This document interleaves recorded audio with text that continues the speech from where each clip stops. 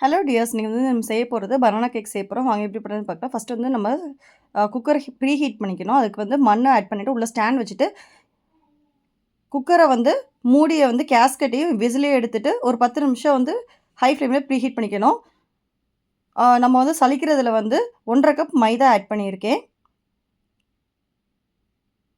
இப்போ ஃபர்ஸ்ட் வந்து நம்ம 1 கப் அளவு ஆட் பண்ணியிருக்கேன். அதுக்கடுத்து வந்து 1/2 கப் ஆட் பண்றேன். அடுத்து 1 ஸ்பூன் அளவு பேக்கிங் பவுடர், 1/4 ஸ்பூன் வந்து பேக்கிங் சோடா,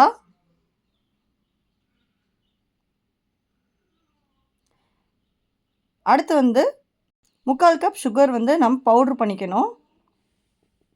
இப்போ அதையே ஆட் பண்ணிக்கலாம். அதுக்கு அடுத்தது 1/4 கப் அளவு தயிர் வந்து ஆட் பண்ணிக்கணும். அடுத்து 2 வந்து நான் நேந்திரம் பழம் வந்து எடுத்திருக்கேன். அதை வந்து நல்லா கட் பண்ணிவிட்டு மிக்ஸி ஜாரில் பாலோடு சேர்த்து அரைச்சிக்கலாம். 1/2 கப்பு வந்து காய்ச்சின பால் வந்து ஆற வச்ச பால் ஆட் பண்ணியிருக்கேன்.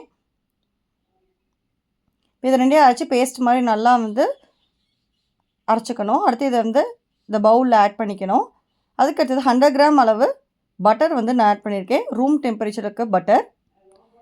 ஒரு மூடி அளவு வெனிலா எசன்ஸ் ஆட் பண்ணிட்டு நல்லா வந்து பீட் பண்ணிக்கணும். இப்போ வந்து நம்ம எதில் வந்து உள்ளே வைக்க போகிறோமோ அந்த டின்னை வந்து நம்ம நல்லா க்ரீஸ் பண்ணிக்கணும் பட்டர் அப்ளை பண்ணிவிட்டு. இப்போ வந்து இந்த பேட்டரை வந்து இந்த கேக் டின்னில் வந்து ஆட் பண்ணிக்கலாம்.